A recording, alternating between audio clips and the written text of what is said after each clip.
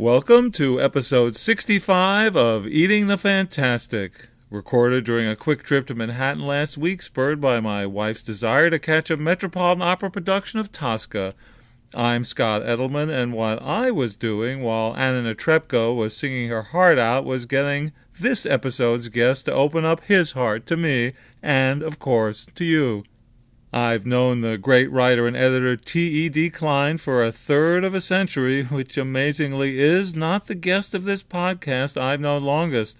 That dubious honor goes to comics writer, editor, and former Marvel Comics boss Marv Wolfman, the guest on episode 54, who I probably first met in the flesh 47 years ago when I was an annoying kid with a sketch pad attending one of my first comic book conventions. I got to know Ted because he edited the Twilight Zone magazine from 1981 until 1985, and in the middle of that run he was foolish enough to publish a story by me, Fifth Dimension, which appeared in the March-April 1983 issue, which, as it ended up being my 8th published story and my highest profile market up until then, changed my life. But his impact on the horror field was far more than merely personal, and as a writer it was just as great, if not greater.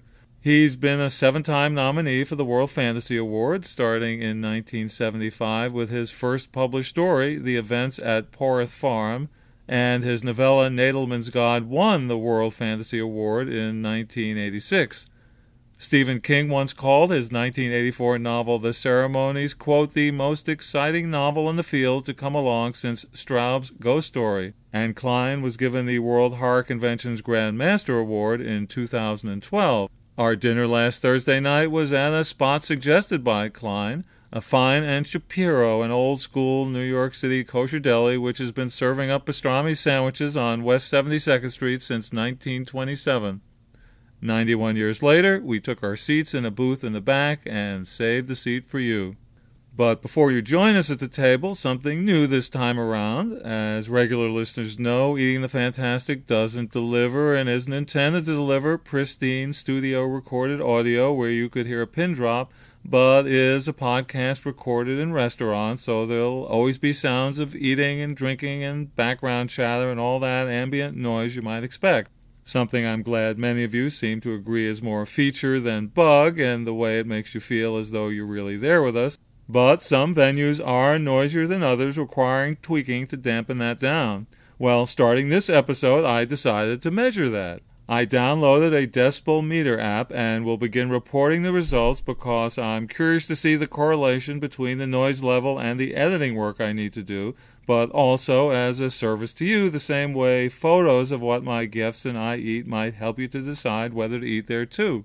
This episode, the average decibel level turned out to be 63.9, described by the app as somewhere between a quiet street and normal conversation, so no tweaking turns out to be necessary for you to hear everything Klein has to say.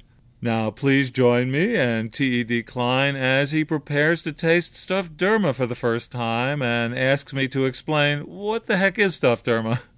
And once our meal's over, I hope you'll stick around to learn how you can help Eating the Fantastic continue to bring conversations like this one to your ears on a regular basis. But first, pull up that chair and give a listen. I was at a World Science Fiction Convention in Glasgow, and everyone for years had said, oh, haggis, you don't want to eat haggis. Haggis is a terrible thing. And when I ordered haggis, I tasted it, and you know what it was? It was stuffed derma. Oh, that's funny. Because it's whatever various groups, when they have parts that no one wants to eat or the parts they're wanting to stretch, and they throw it all together in a bladder of sorts with oats or whatever it is, and they basically take this stuff to survive. And I found that the haggis and all these things that people have been warning me for decades, oh, you're going to hate haggis, you're going to go, and all it was to me was stuff that was the same thing. So derma is Jewish haggis. Well, that's what it is. That's what it is. So I was so pleased to discover that. So and amazed. So what is head cheese? Head cheese. which I don't know that they would not have here because we are in a kosher restaurant. I don't think this is a kosher restaurant. Maybe I'm wrong. I believe it is. Kosher restaurant and delicatessen established in 1927. Fine and Shapiro. So there'll be no cheesecake for dessert. Oh, okay. In which you would boil the head of a pig. Well, at least one version I've seen. And then you pick off all the flesh and all the fat and you squeeze it and squeeze it and squeeze it into a loaf. Yeah. And so you end up with this dense loaf that you will not be able to eat here because they will not be. You cannot have a bacon sandwich here. You are not going to be able to have that ham sandwich that you've gone for. Okay. You're going to have other things, but this is not the first time that we have eaten together. No, Ted. no, and not the first time at a deli. No, and I do not want to make you feel old, but we first met 35 years ago.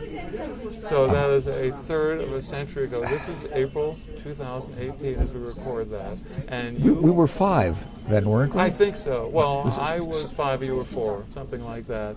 And in the April 1983 issue of Twilight's Own magazine, which is 35 years ago as we speak, that you were editing, you published a story of mine back then called Fifth Dimension. But we could have known each other much earlier. Do you realize that? And I don't know that I ever told you this story. No. Back then, 1983, when you did that, when you purchased it. I was a very stupid person back then. I hope I've improved since then. And you had rejected about half a dozen stories of mine before then. Is that right? Yes, and we only worked a block and a half away, meaning something like a third of a mile.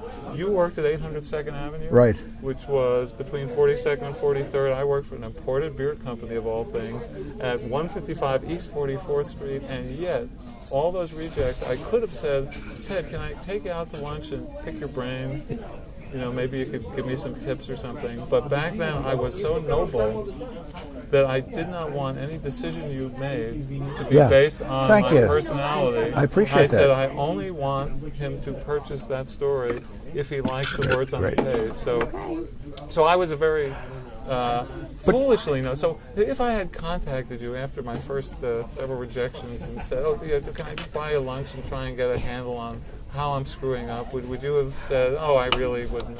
Oh, you're making a face. I can tell. What would your think I would have. I would have been? found it very awkward, and I probably would have said, "No, thank you." I mean, I think I would have begged off. But what you did come in at some point. Well, that was after you bought the stories, because then you sent me a contract. I said, "Okay, now I can ask him, and in an unbiased way, we can have this meal. That it will not be seen as me trying to foster some, bond between us that would make you buy a story because I was a pleasant individual." That's when we finally met. Once of that. See, my memory is of you walking into my office juggling balls or Indian clubs, or maybe you had a python wrapped around your neck. I don't think there was a python, but there might have been either the clubs or the ball, because I was a juggler back then. I was going to Bryant Park every day and juggling, and when we finally went there, maybe we did go to a deli, or maybe there was a Chinese restaurant around the corner. I don't know, but so I guess it was a good thing that we've only known each other 35 years, not 37, because it might have offended you so. So I'd already bought a story from you. Yes, okay. Yes, we would not know. I was going to conventions and deliberately not. People say, "Oh, do you want to meet Jim Bain? He's the editor of Bain Books," and I would say, "No, I don't. I just want the manila envelope to show up." Good man. But I come to realize that even if I had done this, even if we had the lunch, that your ethical nature is so great that you would not have been swayed by a pastrami sandwich to buy one of those stories. But in any case, let's say you had acceded to my requests back then. It's okay. They don't pay me enough here. I'm going to let them buy me a free lunch. Yeah. What would you have told me? And I said, or anyone who had said, "Gee, why aren't I breaking through here? I'm getting these nice little notes." Boy, I'm sensing a complicated segue into well, just a wonderful opening question. What would you have told me to say? Well, here's what you got to do to write something that I would like enough to purchase. Gosh, I probably would have said what I must have told people a million times, and that is just sort of pretend. It's what you did, without having to be told. and that is I would have said, pretend you're watching The Twilight Zone. What kind of a story would you have wanted to see? Well, you actually did something like that. You wrote a kind of metafiction in a way, right? Oh, I did. Yes, all the episodes that Rob was still broadcasting from the fifth dimension Mickey somewhere. Rooney, and I wrote you into it, and Mark Scott Scree, and Carol Sterling as well. I guess to some extent it can be seen as somewhat of a pandering story. I guess now that I think about it, it was a story which, if you had not purchased that story, it had no other home. A story made in the form of memos and letters between staff members at the magazine. True. It was a one-shot story. Yeah. So it was all in. Of course, it was only a couple thousand words, so it's not as if I would. But it is still a story that I enjoyed and people seem to like. And that was a very touching story. So and you would not have told me, if you want to sell a story, write a story with me in it. That's not the way to do that. But in addition to that, you also gave me one of my favorite rejection letters of all time, I should point out, which you probably do not remember as well, in that you had rejected a story of mine. There's a story of yours that I remember rejecting. Okay, let me see if the same whose one. title I really love, and that is "All the Blondes Are Kathys." That is not the story I was going to tell, but tell me why you remember that story after all these years. I think, in part, because it's such a great title. It was such a great title, and when I think of a cute blonde named Kathy, reminds me of somebody I knew named Kathy Murray, dating around that time.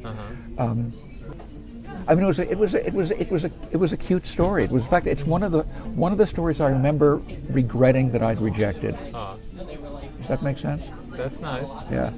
I mean, there were very few. Should I tell you something I regret very much? Sure. That story doesn't exist anymore. What? Back in my young and foolish days, I accidentally sent that story out without keeping carbon to a magazine that vanished. And all I had were my rough notes for an early draft. And my Lord, it's gone. There's no chance that it will ever happen. And I believe, actually, it was going to, now that I am speaking these words to you here, it was actually purchased by a small press magazine and going to come out, and then the small press magazine folded. In the time-honored manner of all small press magazines. I was told it was actually laid out in typeset. Oh my! It was a magazine called Owl Flight, and I believe I'm going to say I believe the editor has passed by now, but I hope that if I'm saying she's passed and she hasn't passed, that, I'm not. Wow! I'm not killing someone who. Thank you very much. That I did not expect that. This that we have before us, and I should point out that stuffed derma has just been placed before us. This is sort of what the haggis might look like. It looks a little like blood pudding that one has in Britain. Yes, I could see that as well. And if you don't desire, what you can do is... wow. I'm now carve you off a slice of this. And you don't eat the outside. Okay. It's tough to separate this off. Let me take this off. Oh, here, why don't we Thank you. Do I put this on? Yeah, you put some. Let's see. We'll do. I know you don't want a whole one, but no, that looks great. We'll just sort of give you some of that. You might want to taste some with and some. Yep. As we sit here, Ted Klein is about to have his first piece of... Ted Klein with a derma version. Of stuffed derma. All right. Oh, very good. So what do you think, Ted? Very good. And then, that's have some both with and without sort of the gravy. Comfort food. Oh, it is definitely comfort food. Jew comfort food. Wow. And Irish comfort food. But there's a lot of... I mean, this is as much starch as meat, I think. Yes. Right? Well, you're extending. A little bit like hash, maybe. Yeah. So, wow. Well, to sort of segue in a strange way, the story that I'm remembering that you rejected was not All the Blondes Are Kathy, but an auto-cannibalism it was story. I'm sorry, it was all the Blondes Are Kathys, plural, right. There's a story called The Last Leg, in which someone, I should say it before you begin eating, your appetite will disappear, in which someone who is too kind to destroy anyone else or kill anyone else ends up eating his own leg. And your response to the story was, I just rejected an extremely commercial story by a writer named Mr. Stephen King. That's and right. If you think that after having rejected his auto-cannibalism story, Isn't that funny? Which I believe